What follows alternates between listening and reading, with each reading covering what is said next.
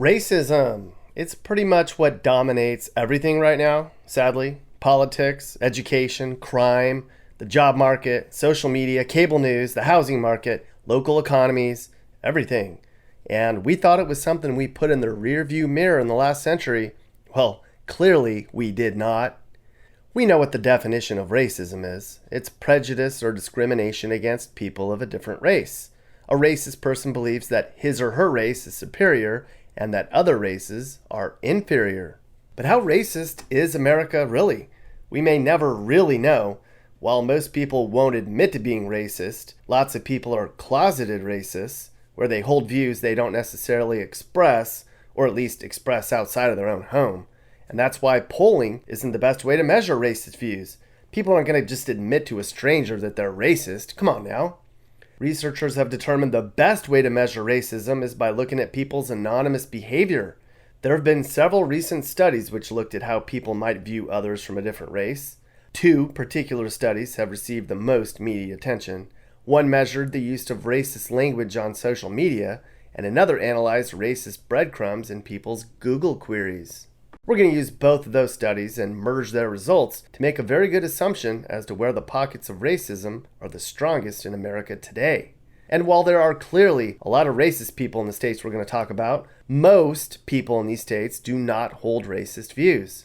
So, using previous data from well-respected researchers, we're going to now go over the states that have shown a history of racial behavior and apply those to talking points that are relevant to today's America. Let's get started.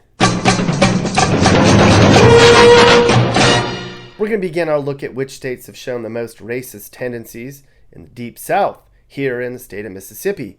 You might be thinking, well, that makes sense. The Deep South has a long history of racist laws, and the whole slavery thing is still a sensitive subject in the South, even to this day. And one somewhat reputable website proclaimed, racism is built into the very bones of Mississippi. But how does that apply to today? Well, we mentioned the Google query study at the beginning. For a year, researchers watched who was Googling racist terms and then ascertained that those who were Googling racist and derogatory language held private racist views. Because, you can't hide what you Google, right? And Google data is something you can't censor. Google searches are often alone, making it easier to express taboo thoughts. Google reveals meaningful social patterns, people. Well, here's a map overlay of the state of Mississippi with those Google results. Red and orange means a high number of racist Google searches. And a lot of Mississippi's red and orange. So, researchers have determined that there are large pockets of Mississippi that are, well, racist. Surprisingly, to me, Mississippi was only one of two states in the Deep South that fell into this top 10 list. But that doesn't mean there's not a lot of other racism in the Deep South. Here's a map of Georgia. Less red. But Georgia has a lot of history of racism as well.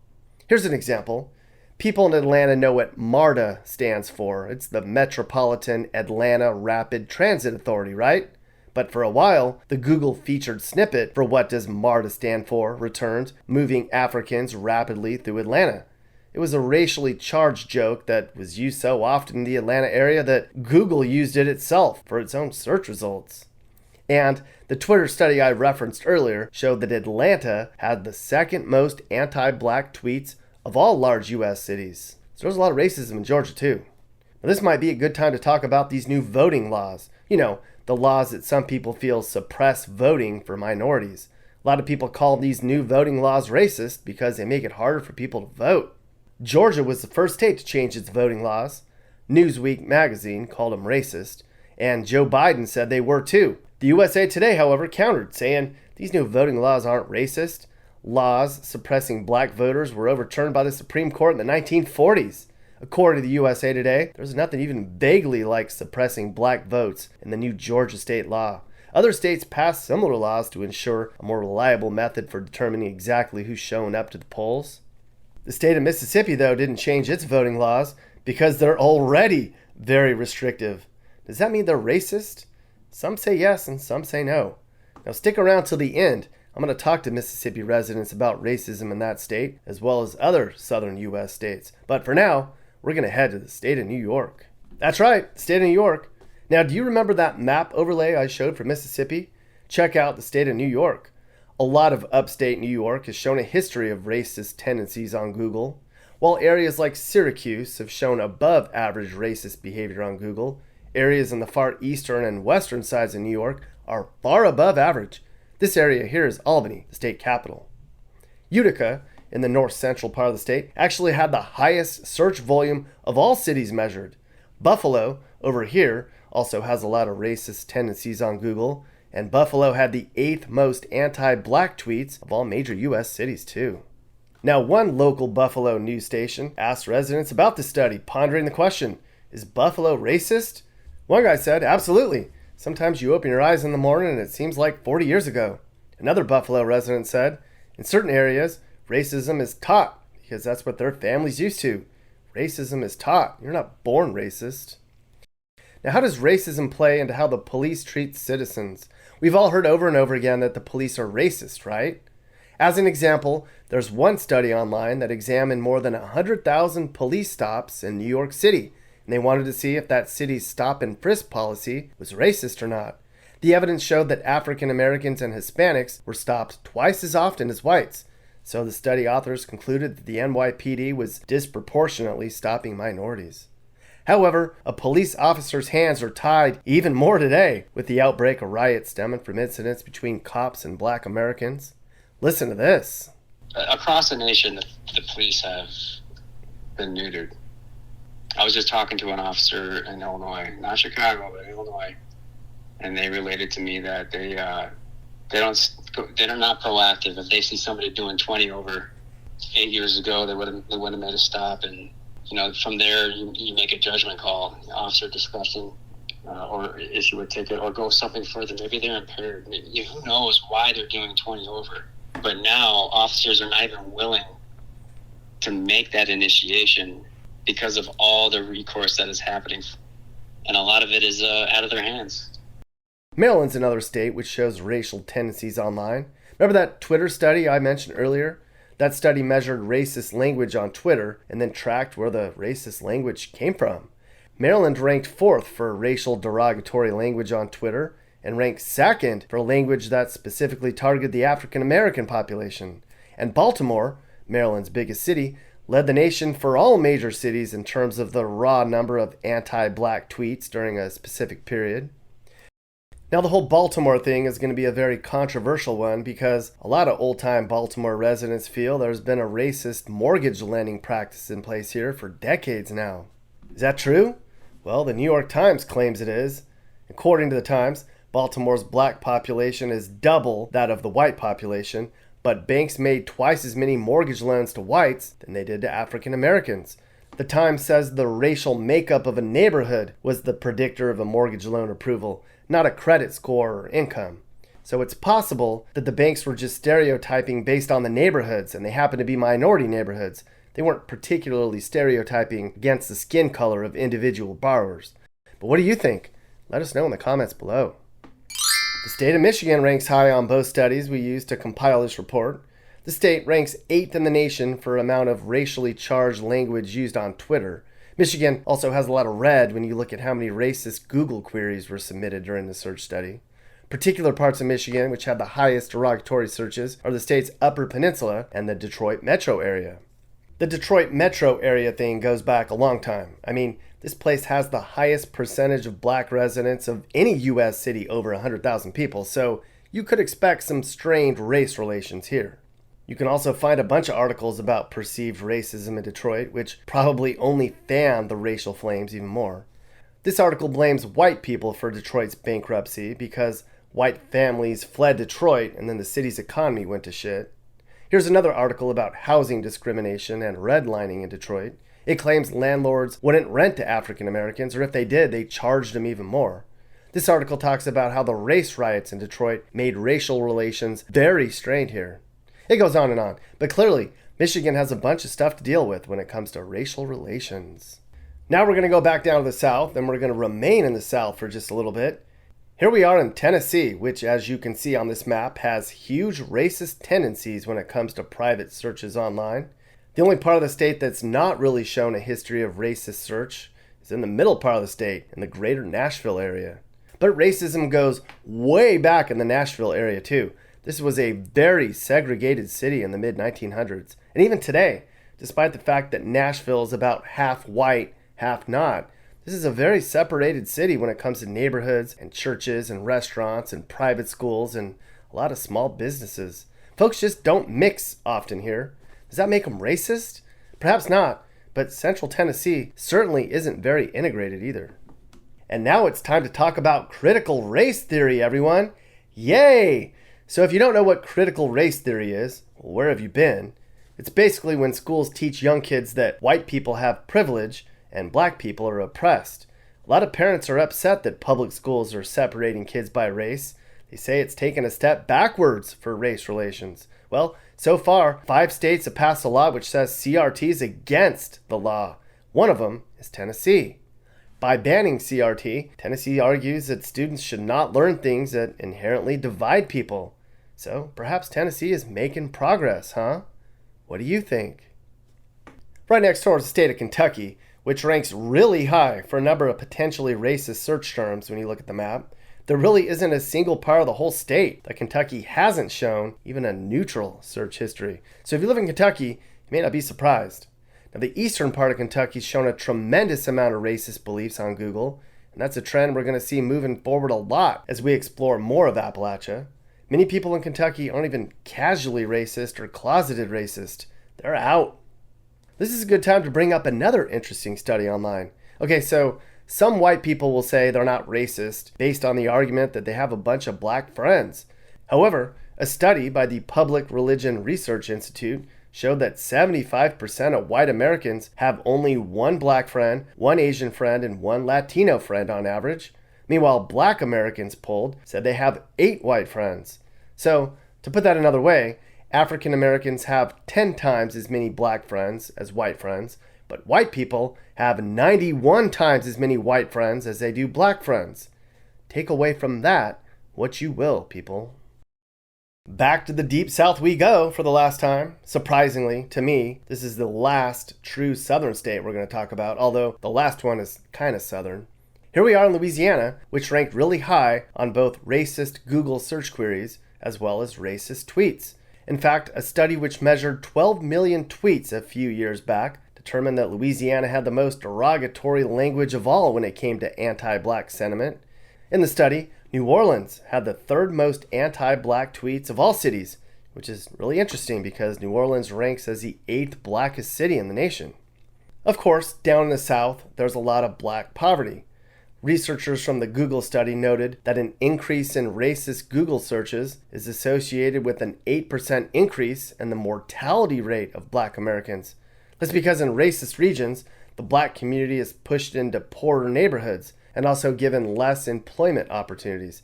And poor people in bad areas have worse financial, mental, and physical health outcomes. So in a roundabout way, racism kills people? Is that true? How do you feel about that? Let us know in the comments below. But for now, check out this interview I just did with some young Louisiana residents who say racism is strong in Louisiana. Do you guys think Louisiana's racist? Yes. Yeah, Very much so. So what makes it so racist in Louisiana? Like stuff your friends say, stuff you hear, stuff you see, like what? And can you guys? I can barely see. Like you're cut off. That better? Hold up. There we go. I can't. Now there we go. I can see you guys together. So yeah, what makes Louisiana so racist? Do you guys think? The people in general. I think it's the older generation that taught the younger generation how to be racist. There's some words that are just naturally said here that shouldn't be said. Like, is it stuff that you guys see? What's that? I said there's words that are said here that shouldn't be said by 90% of the population, and it's just regular for the people to talk that way. Next up's Pennsylvania. Are you surprised that Pennsylvania ranks so high on this list? I mean, when you look at the Google search study, there really isn't any part of the state which didn't have any strong racist tendencies, except for the state capital region near Harrisburg. Last year saw the most white supremacist graffiti reports in Pennsylvania's history. You know, swastikas written all over public buildings and stuff. A spokesman for the Anti-Defamation League said white supremacists appear to be more emboldened than ever here in the election year and the pandemic and other factors may have provided these extremists with additional encouragement. That is so sad, Pennsylvania. However, Pennsylvania just passed a new state proposal to amend their state constitution to outlaw discrimination based on race and ethnicity for things like housing and education and policing. It was the first time in a long time that voters decided a racial equity issue on a state ballot, so apparently Pennsylvania is trying to fix things. No, we're not going to leave this region for the rest of this video. Up next is Ohio, which has a lot of really racist people when you measure their behavior online. Ohio residents have the 6th highest number of derogatory language tweets aimed at African Americans. And if you look at the search query map, most of the state has expressed potentially racist views on Google too. And in case you didn't know, Ohio had the most KKK members in the nation outside of the state of Indiana. Now, what's it like to grow up black in a small town in Ohio? Well, they asked a bunch of folks that same question. They all talked about being flipped off, mocked by racist jokes, called slurs, spit on, and even licked. I looked down and this little boy was licking the back of my hand, one African American mother said. Then he turned to his mom and said, "Mama, she's not chocolate." "It's the parents," she added. "That's teaching the young ones how to be racist." What the hell, Ohio? Oh, and Ohio also ranks 5th worst for racial equality in the nation, too. You may or may not be surprised to hear that West Virginia ranks as the most racist state in America, at least when you look at people's behavior. West Virginia is first by far when it comes to derogatory language aimed at African Americans on Twitter. In fact, the number of racist tweets coming out of West Virginia was triple that of the 2nd highest state, Maryland. And this map of racist Google queries shows that pretty much the entire state's been involved in a high number of racist queries. And the state's 90% white, by the way. Like next door in Ohio, one city in West Virginia went so far as to declare racism a public health crisis. The document gives the city the authority to remove any policies that have any racial bias, and they require city employees to get rid of implicit bias training and work towards building a more diverse and inclusive workforce. One person asked Reddit, "I'm a black man moving to West Virginia to visit my girlfriend. Do I need to be worried about my safety?" And the answers were clearly yes. "We can be some of the most hospitable people and some of the most dangerously hateful," one person answered. "I'll be blunt, because we're typically too prideful to admit how bad things are here. We do have a problem with racism. That problem will eventually find its way to you." Others said, "Stay out of the bars. Stay away from less educated older people. Keep to yourself. Stay out of the woods during hunting season. Avoid the police at all costs." What? Okay, so that was a rundown of the most potentially racist states in America. Here's the map I kept referring to in its entirety. As you can see, the most concentrated cluster of racist searches are in the Deep South, but rather along a spine of the Appalachians, running from Georgia and into southern Vermont. So if you want to find all the racists in this country, start in Appalachia and Ohio. Out west, it's not as bad when it comes to racist attitudes, though there's a large cluster of anti-Hispanic social media language coming out of California and Texas. If you're curious, and I know you are, Wyoming appears to be just about the least racist state of all when you combine Google queries with tweets. Hardly anyone in Wyoming expressed racist attitudes on Twitter. Maybe they just don't have Twitter there. Now, of course, discrimination does exist, and the black population suffered under laws and treatment for a long time. Those days are over, at least on the surface. Critics of the whole racist idea will say that people of color are not being discriminated against today. Some will say that people of color are given added benefits or special treatment in order to make up for the financial and social gaps that exist today. There's been cases of parents complaining that their white or Asian students were passed over for a Hispanic or black student simply to meet quotas. A little later, I'm going to play a very candid conversation I had with a really cool guy named Ricardo who lives in the Philadelphia area. We'll talk about this very issue. Folks, this is a very sensitive time in the U.S. right now. Anything you say or do can be construed as racist. We all need to be sensitive of the differences between all of our races and do our best to make sure we're fair to everyone. But at the same time, people of all races need to remember that just about everyone is not racist. So can we just all chill out and get along? We're all in this together. I mean, these two are getting along. Why can't we? Why can't we be friends? Why can't we be friends? Why can't we be friends? We can. Duh. Hey guys, so if anything I just talked about upset you or made you sad or mad, well then do something about it. Call your local leaders and demand change. Chip in and help those in need. Make your community better, because communities don't get better without hard work and determination. America's a great place. It just needs some more love and pride. This is Sage, Nick's manager. This has been a Corner House Entertainment production. And are you looking to move and need advice? I do consulting. That's right. I'll sit down and talk about where the next perfect place for you and your family should be. I do it all the time. Together, let's find you a new home that's safe and checks all your boxes. You can get my email in the description to find out how I can help you find your perfect relocation. And I can also help you find your new house too. Email me and I'll work with you on not just helping you figure out where to move, but I can help you find your perfect home too. That's right. Someone's a realtor now. Who wants to deal with a realtor they don't know when you can have me help you, right? Yeah. Like, is it something that are people taught racism then, like at a young age? Is that what's going on? They're just born into it, I guess. Yeah, the older generation tends to teach them their ways, since that's the ways that they were taught when they were kids. Mm-hmm. It's like we're stuck in 1955. Like, give me an idea on like what you mean by they're taught that. Like, black people are bad, like white people are better. Like, I mean, what kind of stuff do people in Louisiana say?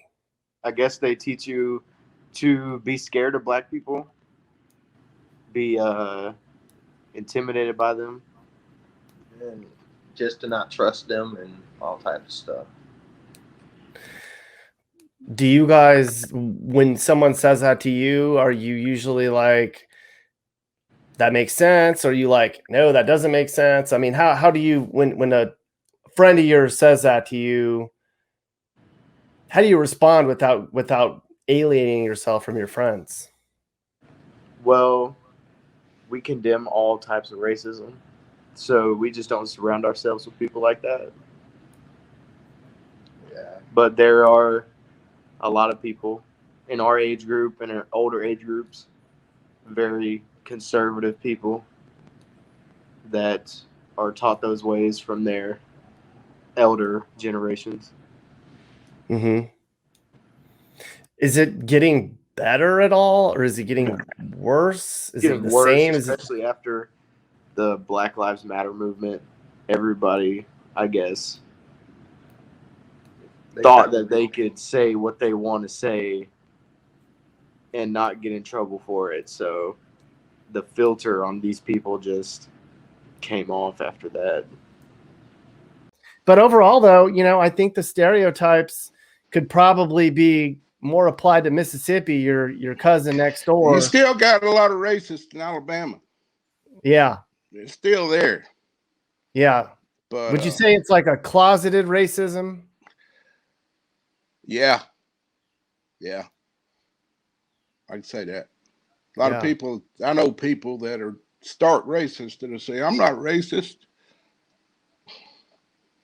I'm not sure a lot of people realize what a racist is, Yeah. But yeah, they still, but at the same time, they're not out killing people or running them over, or they would help them if they could. What's the solution to Alabama's racist attitudes that still persist to this day? What do we got to do to get people to knock it off? Time. Because it's the evangelicals that's pushing all this hatred. I come from an evangelical background. I was in church, and I've been seeing this happen for years now. And I used to tell people it's got to where church is scaring me, and they thought I was nuts, but this is exactly what I was talking about, and the Jesus I was taught about don't support the things that the evangelicals are supporting now. And We got to wake up.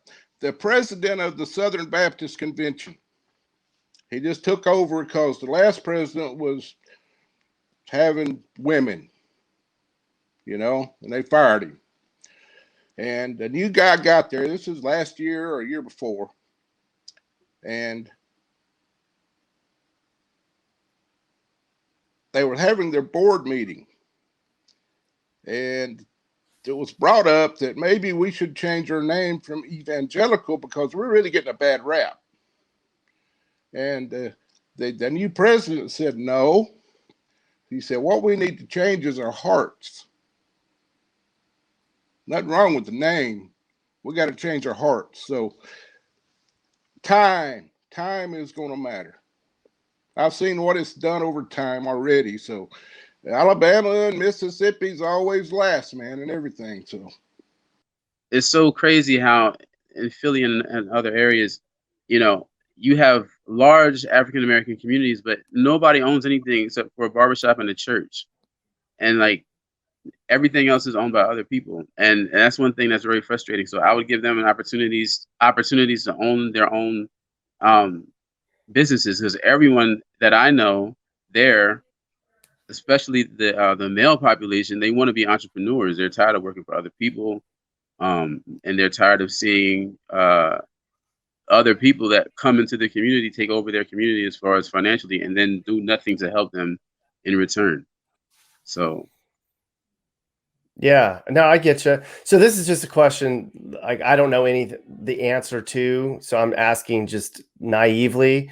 So when you say like Black communities only own like a church and a barbershop, are there rules in place, or is it just difficult for Black folks to like own businesses that they or I mean, why is that you feel that like everybody else owns businesses except like the African American communities?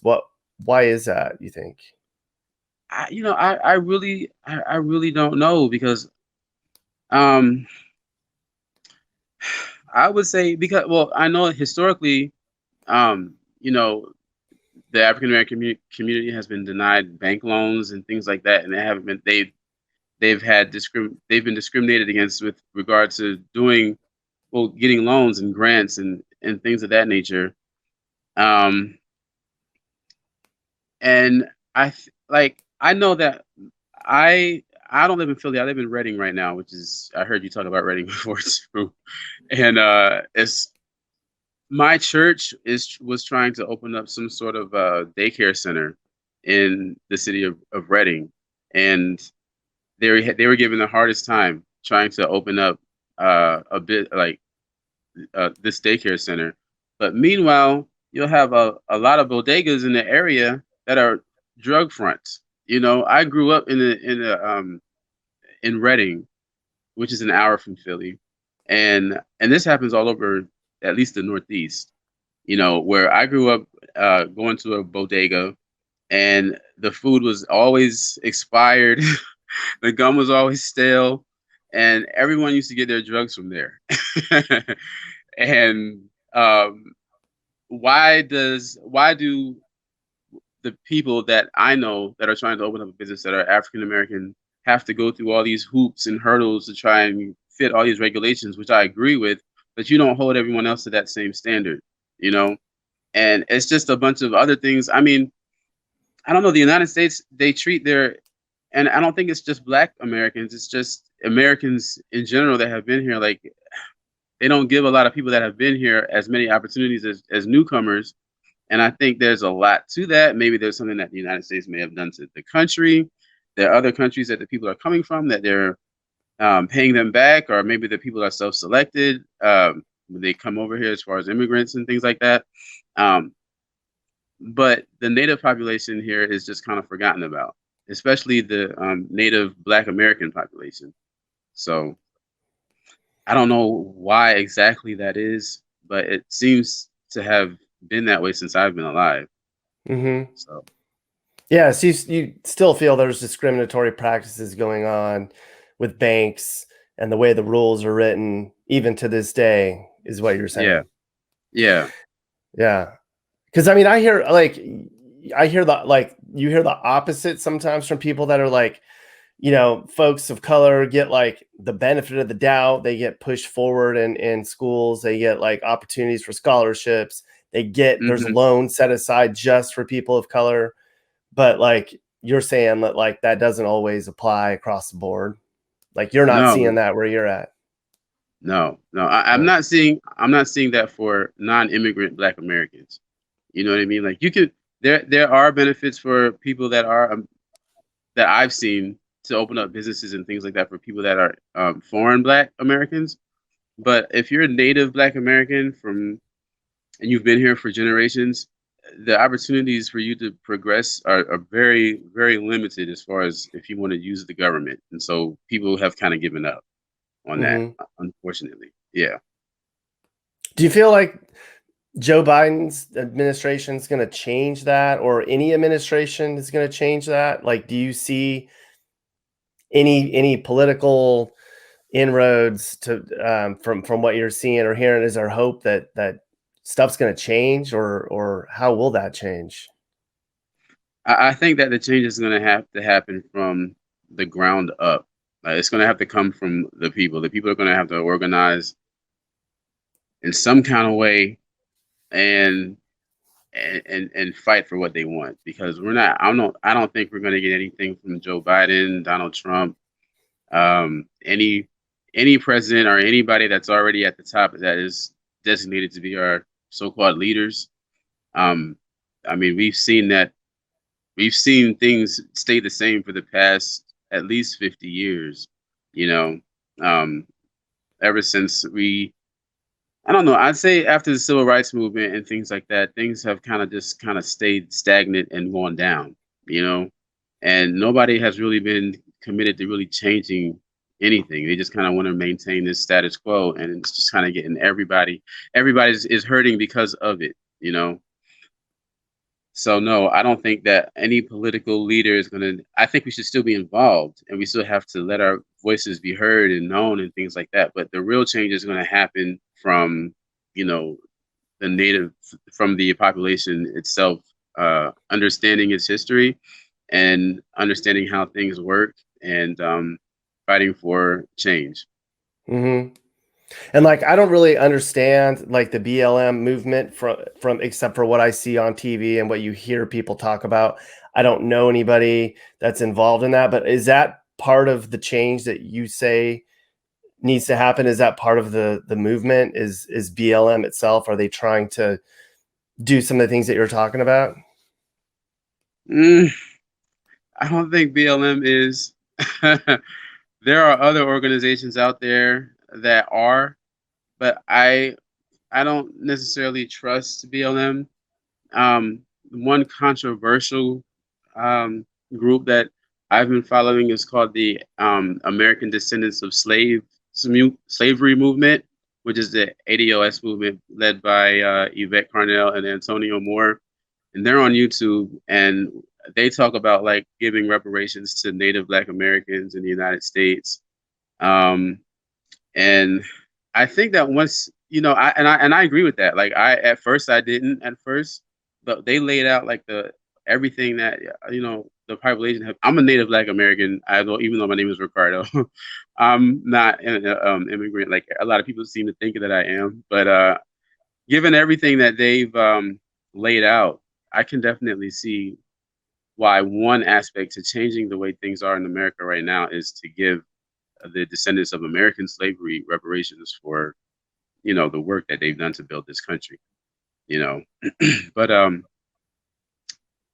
but BLM, I'm not necessarily a supporter of Black Lives Matter. I like the slogan, but the organization itself, I'm not necessarily a supporter of. Yeah. Hmm. Now, it definitely exists, where my mother lives. My mother isn't racist at all, but where she lives, there's definitely some questionable people there. But, it's never to somebody's face or blatantly like racism, like we're going to do this or do that to you. It's never like that.